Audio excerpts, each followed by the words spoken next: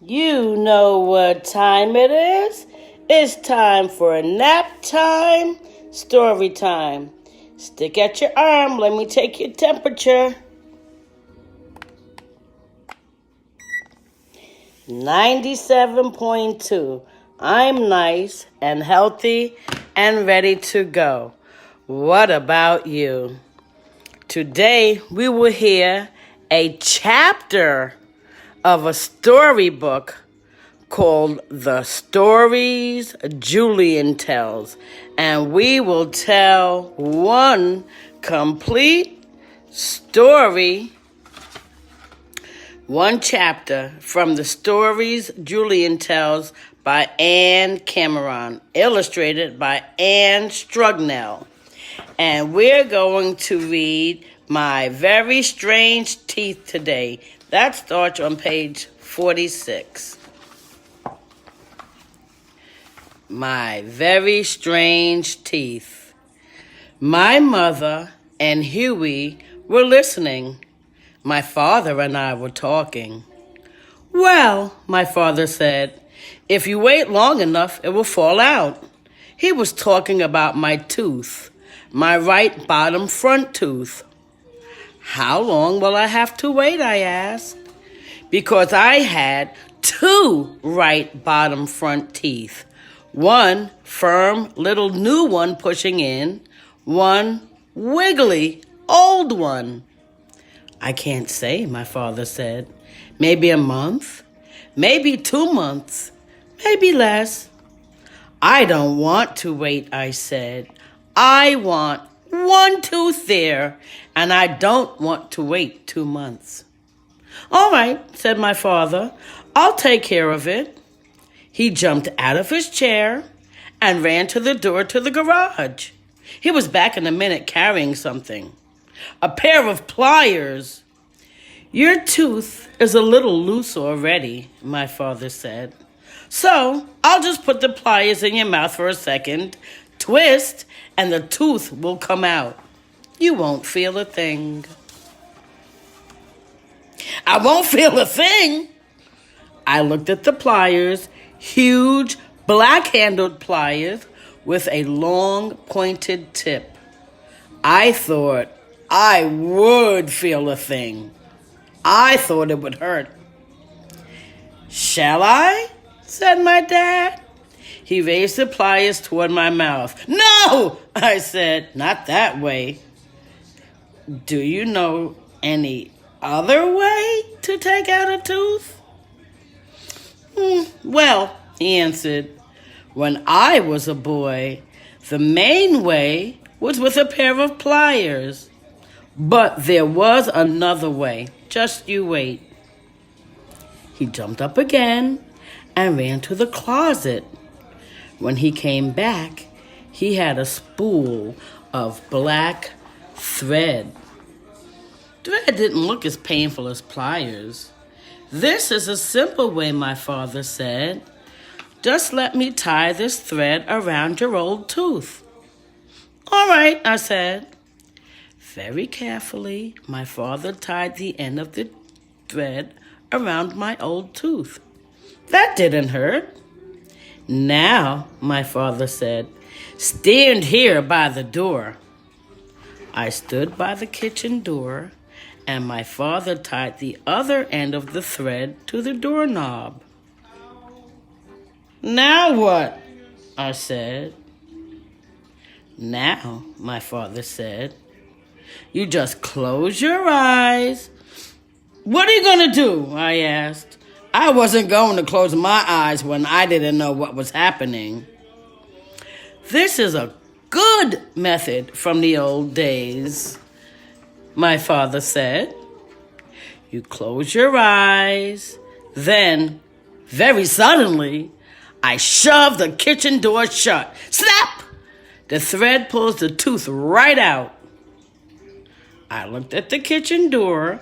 It was a lot bigger than I was, and about 20 million times bigger than my tooth. Won't it hurt? I was really afraid I might lose my whole head with the tooth. Oh, just a little, my father said. for a second. No thanks, I said. Please take this thread off my tooth. All right then, my father shrugged his shoulders and took the string off my tooth. Don't you know any other way? There is one other way, my father said. Go into the bathroom, stand over the sink, and just keep pushing the tooth with your finger till it comes out. Will that hurt? You can stop pushing when it hurts, my father said. Of course, it takes longer. I would be very glad to do with either the pliers or the doorknob. No thanks, I said. I started pushing my tooth with my finger. Why can't I push it out here? I asked. Why do I have to do it over the sink? When you get the tooth out, my father said, it'll bleed. That's why you take the tooth out over the sink, so you have cold water to rinse your mouth and stop the bleeding. How much bleeding? Some, enough so that you should use the sink. I decided right then that my old tooth could stay in my mouth right beside the new one as long as it wanted. 2 months, 2 years, anytime. I've changed my mind, I said. The tooth can stay even if it is stupid to have 2 teeth where one should be. It's not stupid, my mother said. Just unusual. You have very special teeth. I bet prehistoric cavemen would have liked to have your teeth. Why? They ate a lot of raw meat, my mother said. It must have been very hard for a cave boy to eat raw meat with teeth missing. But you have 2 teeth in the space of 1. You could have eaten mastodon meat or saber-toothed tiger meat or anything that hunters brought home. A cave boy with 2 teeth in place of 1. I wished I had a time machine to go back to the very old days, before pliers and before doorknobs, back to the caves.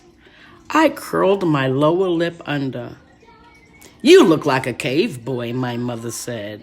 You should show the kids at school your teeth, Huey said. Maybe I will, I said. I went to my room and made a sign for myself, and it said, "See cave boy teeth, 1 cent." I wore the sign at recess the next day. My friends came around. What does that mean? They asked. I grunted and held up a penny. I couldn't explain. If I talked, they'd see my teeth for free.